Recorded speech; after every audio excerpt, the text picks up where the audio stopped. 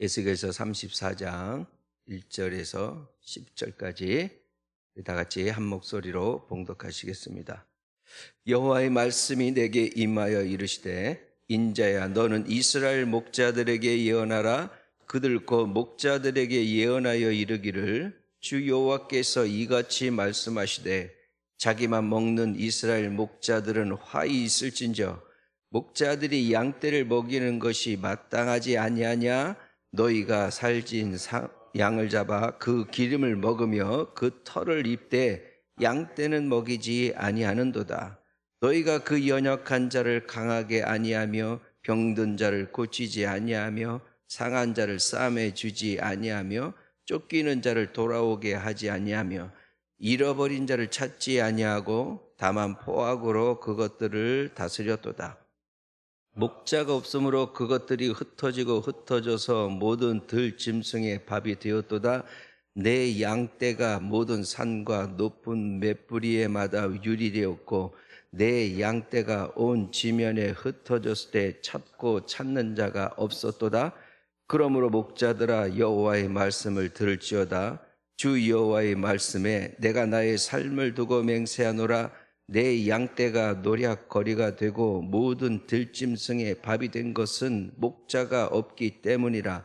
내 목자들이 내 양을 찾지 아니하고 자기만 먹이고 내 양떼를 먹이지 아니하였도다. 그러므로 너희 목자들아, 여호와의 말씀을 들을지어다.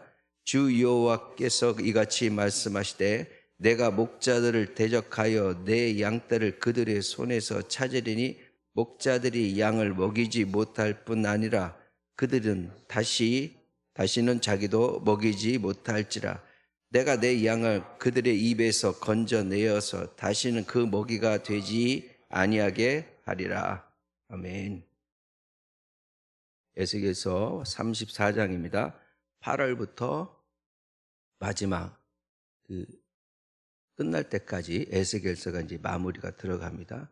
에스겔서 크게 세 가지 분류 중에서 마지막 34절부터는 이스라엘에 대한 회복에 관련된 그런 말씀을 하시고 있는데, 이 처음부터 등장하는 게 목자에 대한 책망을 하나님께서 하시고 계십니다. 사도 바울 이후 이 복음이 전파되어지고 안디옥 교회에서 교회가 탄생하기 시작합니다. 유대인들끼리 모인 것은 이제 공의회 이렇게 돼 있지만, 회당 이렇게 돼 있지만, 교회, 그리스도 예수 그리스도를 믿는 사람들의 모임으로 시작된 것이 안디옥에서 시작되어서 여러 각 지역의, 예루살렘이 아닌 전 세계 유럽 일대에 교회가 하나 둘씩 생겨나기 시작합니다. 그러다가 로마 시대이기 때문에 로마 중심지에서도 교회가 있고, 또 독일에도 복음이 전파가 되고 각 유럽 전체적으로 교회가 생기기 시작해요. 그러면 이 교회가 여러 군데가 생기게 되다 보면 문제가 발생이 되니까, 문제를 발생하는 그 주체가 또 누가 될 것인가에 따라서 하다 보니 거기에 대표의 대표가 이렇게 뽑히게 된, 그럴 수밖에 없는, 처음에 대표를 뽑으려고 했던 건 아닌데 자꾸 이단들이, 이상한 말을 하는, 복음을 전하는 사람들이 자꾸 있으니까 거기에 대한 대책을 또 세우고, 거기에 대해서 다시 또 공의회들이 다시 모이고 전 세계 지역에 있는 대표자들이 모여서 의논을 하고 뭔가 결정을 하고 그렇게 해야 되니까 어쩔 수 없이 대표의 대표들이 모일 수밖에 없고, 그러다 보니까 최고의 또 대표의 대표가 또 모일 수밖에 없어요. 그 중에서 최고가 누구냐? 이제 이렇게 따지게 되다 보니까 그것이 하나의, 현재 로마 카톨릭 교회, 지금 카톨릭 교회의 수장인 교황이 탄생을 하는 겁니다. 그러니까 교황이라는 것은 교회의 황제야, 교회의 왕이다 이 말이죠. 교회를 대표하는 최고의 높은 위치에 있는 한 사람, 그 사람은 이제 교황 이렇게 하는데, 우리는 이제 교황 그렇게 하지만 그쪽 사람들은 파파 이렇게 합니다. 파파가 뭐냐면 아버지. 교회의 아버지가 인 사람이 바로 교황이에요. 지금 이제 로마 카톨릭 가면은 교황 이렇게 있잖아요. 교황도 요한 23세, 요한 바오로 6세 뭐 이렇게 이름이 들어가는 게 뭐냐면은 그 최고의 대표자인 교황으로 뽑힌 사람이 나는 사도 요한과 같은 길을 걷겠다. 그래서 요한 1세, 2세, 3세 이런 식으로 명칭을 붙이고 바울과 같은 삶을 살겠다. 그러면 이제 바오로가 이제 바울이거든요. 그리고 요한과 바울을 합친 그것도 하겠다 해서 요한 바오로 뭐 이렇게 교황이 될 때 자기의 이름을 쓰지 않고 대표가 되는 어떠한 길을 따르겠다라는 명칭을 가지고서 그 이름을 붙이면서 이제 교황이 존재가 됩니다. 교황이 1073년 그레고리오 7세라고 하는 사람이 내가 교황이 되겠다 해가지고 대표 첫 번째 교황으로 뽑히고 난 이후에 그러면 각각 사람들은 어떻게 되느냐? 모든 교회가 가지고 있는 권한을 교황한테 다 줘요. 교황 밑에가 있는 게 이제 교황 그 밑에 있는 황인 임금이니까 그 밑에는 아버지 격으로 해서 교부들 또 이렇게 우린 사제 이렇게 밑으로 내려가서 이제 지금 현재 교회의 담임 목사 되는 분들을 우리는 신부님 이렇게 얘기하잖아요. 그런 조직들을 갖고 있는데 신부들이라든지 신부님들 같은 경우에도 권한이 막강합니다. 왜냐면은 교회에 가지고 있는 모든 걸 다 주었기 때문에 그런 역할을 해주게끔. 그리고 베드로의 신앙 고백에 의해서 주는 그리스도시요 살아계신 하나님의 아들이심이다라고 고백을 하니까 예수님께서 내가 반석 위에 교회를 세우리니 라는 이 말씀 하나 때문에 교회가 베드로의 계승을 따르자 이렇게 돼 있습니다. 그래서 가톨릭 교회는 성 베드로 대성당이라는 게 있어요. 성인 베드로의 대성당 그 앞에는 베드로의 시신이 묻혀 있다라고 하는데 정확하게 베드로의 시신인지 아닌지는 뭐 여러 가지 의견이 있지만 그만큼 사도 12제자 중에서 가장 그 신앙 고백을 해서 그것에 위해 교회를 세우겠다 한 사도가 베드로인데 베드로가 죽었단 말이죠. 죽고 나서 누가 또 이러한 것을 할 것이냐. 그러면 베드로가 자식을 낳아서 있었던 그런 부분도 아니고 어떤 누구를 세울 수가 없으니까 그 뒤에 올라오는 사람은 이런 베드로와 같은 역할을 할 사람. 그래서 그걸 사도적 개성이라고 하거든요. 그 내용들을 다 가지고 있습니다. 그리고 이 로마 가톨릭, 지금 현재 가톨릭 교회에서도 신부나 이렇게 교황 이런 사람들은 천사보다 높다. 걔네들이 이렇게 해놨어요. 그래서 그 누구도 이 교회에 와서 교황의 권위에 도전하거나 이런 것을 허용을 하지 않습니다. 그것은 하나님에 대한 이런 대적으로 이렇게 판단을 하고 막강한 권력들이 있다 보니까 뭐가 생기냐면은 그것도 인간 속에서 살다 보니까 부정과 부패가 비리가 있는데 아무 말도 못하는 거예요. 그리고 성경을 읽어도 그 당시에 로마 시대에 있었던 라틴어를 가지고 쓰거든요. 라틴어는 일반 사람들은 잘 배울 수가 없어요. 헬라어나 이런 것들은 말 그대로 천민과 같은 헬라어가 뭐냐면 우리나라 그냥 한글과 같은 거야. 그냥 부르기만 하고 이런 거예요. 큰 뜻이 있다기보다 그렇게 되지만 라틴어는 다른 세계에서 온 그런 언어인데 이 성경을 아무나에게도 허용을 하지 않고 그 사제들만 허용을 하고 그것도 설교를 라틴어로 합니다. 사람들이 와가지고 설교를 들어도 무슨 말인지를 몰라. 그 성경을 아무나 볼 수가 없어요. 성경을 봤다. 거의 죽음을 당해요. 이 기독교의 초대의 역사를 보면 참 처참하게 이러한 교회 역사가 이루어지는데 그런 관계 속에 있다 보니까 부정부패가 있다 보니까 뭐가 생기냐. 거기에 대한 대항하는 세력들이 있을 수밖에 없습니다.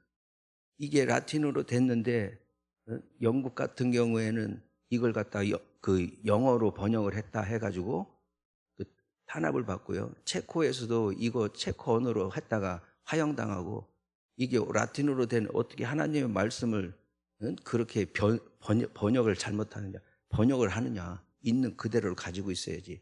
라틴어 성경만이 최고이고 나머지는 아니다. 이런 식으로 해서 우리는 한글 개역 성경을 갖고 있지만 그게 안 된단 말이에요. 거기에 대해 대항한 사람이 바로 마틴 루터입니다. 마틴 루터 종교 개혁 뭐 이런 게 있잖아요. 나중에 다 찾아보시면 그러한 가톨릭 교회가 잘못하고 있는, 인간 중심으로 가고 있는, 교황 중심으로, 사제 중심으로, 교부 이 중심으로 가져 있는 모든 신앙들을 이 마틴 루터가 다 깨버리는 거예요. 다 성경에 비교해가지고 아닌 거 아니냐, 아닌 거 아니냐 해가지고, 그래서 종교 개혁에 대한 97개문 반박문이 생기고 그 불길이 일어나서 이렇게 일어난 겁니다. 그래서 마틴 루터는 독일 사람인데 이 사람이 한 게 뭐냐면 독일어로 성경을 번역하는 거예요. 독일 사람들이 예수님 그리스도인지를 알지만 뭔지를 모르잖아. 내용을 모르잖아. 라틴어를 모르니까. 그러니까 이 마틴 루터가 라틴어 다 공부해가지고 자기네 독일어 말로 독일어 성경을 보급을 해서 그때 인쇄술이 발달할 시기에 종교개혁이 일어나서 이 책들이 번역이 돼서 나가기 시작한 겁니다. 그만큼 폐쇄적이었던 그 교회의 그 원인들이 바로 그런 부분이죠. 종교개혁에는 가장 불씨가 생겼던 것은 이제 면죄부라고도 하기도 하고 면벌부 이렇게도 얘기를 합니다. 무슨 얘기냐? 죄를 지었으면 고해 성사를 해요. 그래서 죄삼을 받아서 신부를 통해서. 그런데 죄는 없어졌는데 죄에 대한 죄값은 있는 거야. 그러니까 교통법규를 어겼어. 그래서 봐주긴 했는데 그래도 거기에 대해서 범칙금은 내야 되는 뭐 이런 것들이에요. 그렇게 막 인간적인 것을 하나님의 말씀을 하다 보니까 면죄부라는 게 생겼어요. 그래서 큰 죄를 지은 사람은 죄는 신부한테 용서했으니까, 그러니까 하나님이 대신 들어서 죄는 용서했지만 그 죄값은 치러야 된다는 것이 그 교묘하게 그렇게 해서, 그래서 그 많은 행동을 해야 돼요. 뭐 일주일 동안 한 달 동안 사회봉사를 한다든지 어디 가서 일을 한다든지, 그래서 나 죄가 사해졌습니다, 그런 사람이다라는 걸 보여줘야 되는 거거든요. 근데 그런 시간들이 없지. 그러니까 돈으로 때우는 거야. 돈으로 때워서 이게 그러면 그만한 그 형벌의 값에 본인 스스로의 그 사제가 또 정해져요. 어느 정도 어떻게. 그러면은 이 본인이 내가 이 정도 죄를 짓고 죄값이 이렇다면 이 정도 내야 되지. 그래서 돈을 내는 거야. 그런 부분에 부정부패가 일어나기 시작하고, 심지어는 뭐라고 하느냐면은 헌금함에 땡그랑 소리가 나는 순간 내 죄는 없어진다. 이런 얘기를 해요. 그러니까 그것이 마틴 루터가 생각할 때 뭐냐, 기존에 있는 사람들은 돈이 많으니까 많은 사람들이 내면 되는데 이 면죄부로 인해서 헌금함을 거뒀던 것이 바로 베드로 성당을 갖다가 세우려고, 그 성당 세우려고 돈을 모자라니까 각 전 세계에 있는 교회에 헌금을 강요해서 그 면죄부를 팔아가지고 그렇게 해서 돈을 모으려고 했던 이 비리 부정적인 게 있었단 말이에요. 거기에 대해서 마틴 루터가 그래서 반기를 들게 된 겁니다. 교회에 그러한 그 많은 권한들이 들어가다 보니까 문제가 그렇게 발생되는 것이 있었다는 것이죠. 자, 여기 하나님 말씀을 다시 보겠습니다. 여호와의 말씀이 내게 임하여 이르시되, 인자야 너는 이스라엘 목자들에게 예언하라. 누구한테 예언을 하라 가라면은, 이제는 에스겔서에서 야 누구한테 얘기해라, 어느 나라한테 이렇게 전해라 그러면은 그건 책망이야 그거는. 근데 이게 이스라엘 와가지고 이스라엘 누구한테 목자들에게 예언하라 그러면은 이게 엄중한 거죠. 그들은 그 이스라엘 목자들이 누구냐? 그들 곧 목자들에게 예언하여 이르기를 주 여호와께서 이같이 말씀하셨다. 자기만 먹는 이스라엘 목자들. 야, 이게 자기만 먹는 이스라엘 목자들 화 있을진저. 목자들이 양떼를 먹이는 것이 마땅하지 아니하냐. 무슨 얘기냐? 목자라면 양떼를 먹이기 위해서 있는 거 아니냐 이거예요. 하나님의 반문하시죠. 하나님이 질문하신다는 것은 어이가 없다라는 거예요. 우리도 이거 아니야? 그럼 우리도 그렇게 하잖아. 하나님이 야 목자 너희들은 양떼 먹이라고 있는 거 아니야? 이렇게 말을 한단 말이죠. 그러면서 3절에 너희가 살진 양을 잡아 그 기름을 먹고 그 털을 입지만 양떼는 먹이지 않는다.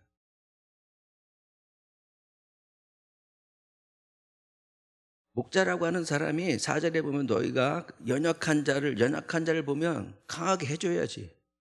병든 자를 있으면 고쳐야지. 상한 자가 있으면 상처가 있는 사람은 싸매줘야 하잖아. 쫓기고 도망다니는 사람 있으면 돌아오게 해줘야 되고, 잃어버린 자가 있으면은 그 양을 찾으러 나가야 되는 거 아니냐?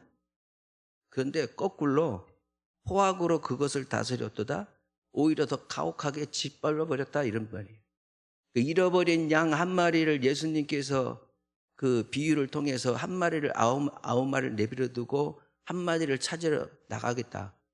그렇게 하시잖아요. 그 아홉 마리는 뭐고 한 마리는 뭐냐? 한 마리가 아홉 마리가 있으면 되지. 우리는 생각했지만 하나님은 그렇게 돼 있잖아요. 잃어버린 자를 찾으라고요. 하나님의 마음은 그거거든요. 양떼를 돌보라는 말이죠. 양에 문제가 생기면 책임을 지고 그걸 하란 말이죠. 근데 5절에 보니까 목자가 없으므로 그것들이 흩어져서 모든 들짐승의 밥이 되었다. 목자가 없으니까 양들이 어디를 갈지를 모르고 양들을 지켜주는 자가 없으니까 들짐승들이 오면 그들한테 밟히는 거예요. 사탄이 와가지고 딱딱딱 건들면 그대로 그냥 넘어가는 거예요. 방법이 없잖아요. 그 지켜주는 사람이 없는데. 지켜주는 사람이 없는 양떼가 무슨 힘이 있겠어요. 하나님이 보실 때 이스라엘이 그래 했다 이 말이죠. 너희들이 멸망할 때에 그렇게 했다 이 말이야.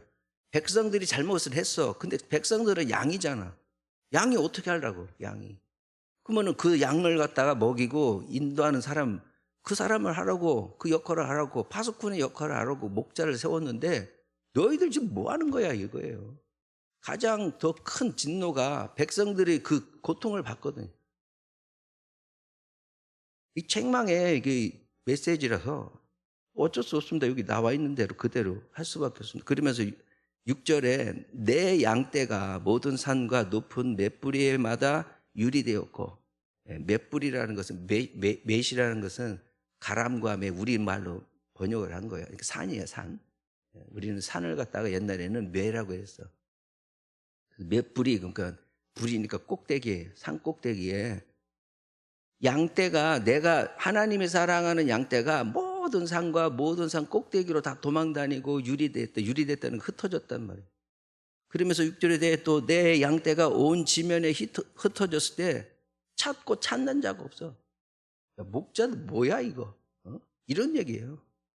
그러면서 7절에 이렇게 하십니다. 그러므로 목자들아 여호와의 말씀을 들어라. 8절에 주 여호와의 말씀에 내가 나의 삶을 두고 맹세하노라. 내 양떼가 노략거리가 되고 모든 들짐승의 밥이 된 것은 목자가 없기 때문이다. 양들이 이렇게 되는 거 목자 니들이 잘못한 거예요.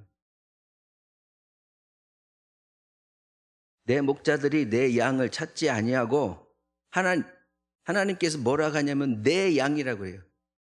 내 자식이란 얘기예요. 내 거야, 내 거. 내 거를 너한테 맡겼는데 너는 그걸 그렇게 해? 자기 것만 챙겨 먹으려고 하고 있어? 이렇게 하고 있는 거죠. 내 양을 찾지 아니하고 자기만 먹이고 내 양떼를 먹이지 아니했다. 9절에 다시 또 말씀하십니다. 그러므로 너희 목자들아 여호와의 말씀을 들어라. 여호와께서 이같이 말씀하시되 내가 목자들을 대적한, 하나님이 이제 목자들 손을 보시겠다는 거예요. 하나님이 손을 보신다면 엄청난 거예요. 사람하고 이게 관계하고는 완전히 다릅니다. 내 양떼를 그들의 손에서 찾겠다. 아예 그냥 내 양이니까 내가 기르겠다 이거예요. 목자 필요 없이 내가 기를게. 이렇게 하시는 거예요. 이게 조금 말이 그렇지 어떤 상황인지 여러분들도 짐작해 가실 겁니다. 목자들이 양을 먹이지 못할 뿐 아니라 그들이 다시는 자기도 먹지 못하게 하겠다. 이제 목자들이 더 이상 양떼 돌보지 못하게 할 거예요. 그리고 그들도 아무것도 못 먹게 할 거예요. 이런 얘기입니다. 내가 내 양을 그들의 입에서 건져내어서 다시는 먹이가 되지 아니하게 하리. 하나님이 내 양이니까 내가 기를게. 됐냐? 이런 뜻을 갖고 있습니다. 로마 가톨릭의 그 교황 이 얘기를 한 이유가 뭐냐면 너무나 많은 것들을 주게 되면 양들은 그 주어진 부분을 가지고 살 수밖에 없으니까, 대항할 수도 없었으니까, 힘이 없었으니까. 그렇지만 그만큼 앞에선 리더자의 역할이 정말 중요했다 이런 얘기죠. 지금 한국 교회가 이렇게 기독교, 개신교 이렇게 되어 있지만 가톨릭 교회에서 이 교황의 이러한 것으로 인해서 생긴 그 교황이 잘못만 한 게 아니에요. 물론 선한 일도 많이 하고 했지만 그 10가지 잘해도 한 가지 잘못하게 되면 그게 또 흠이 되듯이 이제 안 좋은 것만 이제 얘기해서 하는 거지만, 그런 문제점을 갖다가 개선하기 위한 위해서 종교 개혁을 해서 기독교라는 게, 개신교라는 게 다시 믿겠다 해서 개신교라 하거든. 우리는 기독교라 하지만 기독교가 그렇게 바꿔져서 나와서 우리 한국에만 보더라도 그렇게 되어 있어야 되는 거거든요. 마틴 루터는 만인 대제사장설을 했어요. 만인 제사장설이라는 것은 모든 사람은 양이든 목자든 교황이든 누구든 하나님 앞에서는 똑같은 양이다는 거야. 근데 대신에 종교적인 부분에 일을 하는 사람이 있고 농사를 일을 하는 사람이 있고 각자의 역할은 다르다 이거죠. 그러니까 농사 짓는 한 사람이나 교회에 있는 사제나 하나님 보실 땐 똑같은 양이다. 이게 제사장인 설이라는 게 그런 거예요. 대신에 교회에서 일을 하는 사람은 교회에서 맡은 바 역할을 최선을 다해야 되는 것이고, 그분은 그 사람이 이 교회에서 목회하는 거와 내가 농부들이 밭에 나가서 일하는 거하고 그 모양만 다를 뿐이지 일은 똑같다 이 말이에요. 그렇게 해서 교황의 높은 그 모든 권한들을 흩어버리기 위해서 기독교를 이렇게 만들었는데, 기독교 안에도 똑같이 다시 교황으로 가려고 하는 그러한 그 습성들이 남아 있습니다. 현대 교회의, 한국 교회의 위기, 여러 가지 얘기들이 있지만 원인들이 다양해요. 원인들이 다양한데 결국에는 뭐 감추고 감춰진 데이터가 있긴 하겠지만 그것까지 말씀드리긴 어렵고, 하나님께서 이게 2500년 전에 에스겔을 통해서 그 당시 이스라엘 백성이 지금 어렵고 이미 나라가 망했고 다시 회복이 있는가 없는가 하는 절망적인 순간에 하나님이 책망으로 하시는 이 말씀이 지금도 동일하게 똑같다 이 말이죠. 어떻게 보면 그렇습니다. 에스겔의 이 하나님께서 에스겔을 통해서 향하신 이 외침이 지금 우리들에게도 비춰볼 때 그게 다를 바가 없지 않느냐 이렇게 볼 수도 있습니다. 그러면 목자는 목자로서의 그렇다고 하지만 그 양들은 지금 어떻게 해야 될까요? 양들은 남아있는 양들은 어떻게 되느냐, 거기에 대해서 하나님께서 이렇게 얘기하십니다. 34장 6절에 아까도 말씀드렸지, 양들은 누구 거라고요? 내 거야. 하나님의. 그 양의 그 양떼는 목자들의 소유가 아니에요. 하나님이 분명히 내 양떼라고 하셨어요. 그러니까 나의 소유주는, 양들의 소유주는 하나님인 거예요. 그렇기 때문에 하나님을 더 신뢰하며 나가는 것이 우리 양들이 해야 될 일입니다. 그 목자가 없으면 또 어떻게 할 거야? 에스겔서 34장 10절에 보면은 내 양떼를 그들의 손에서 찾겠다. 다 흩어졌어요. 다 흩어졌어도 하나님이 다 찾아가지고 내가 할게 하시는 거야.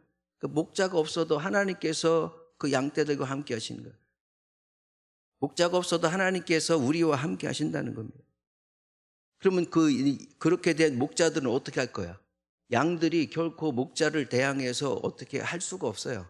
그것은 바람직하지 않아요. 교회 안에서도 그거는 하나님께서 원하지 않는 거예요. 왜냐하면 사람이 자꾸 하기 시작하면 또 다른 파가 생겨요.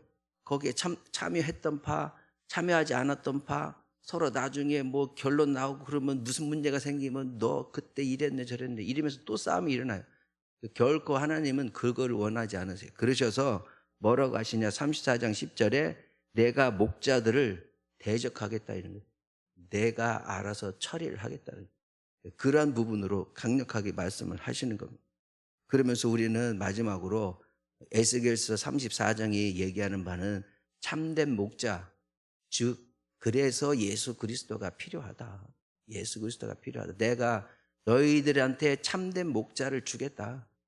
그게 바로 예수 그리스도가 필요한 인생이 되는 것을 다시 한번 상기시키시면서 우리 잃어버린 목자가 없는 양과 같은 우리의 심령에 하나님께서 더 분명한 목자로 예수 그리스도 안에 무조건 살아라. 그 안에서 이겨내라. 그것이 양이 살 수 있는 길이다라고 말씀을 하고 계시는 겁니다.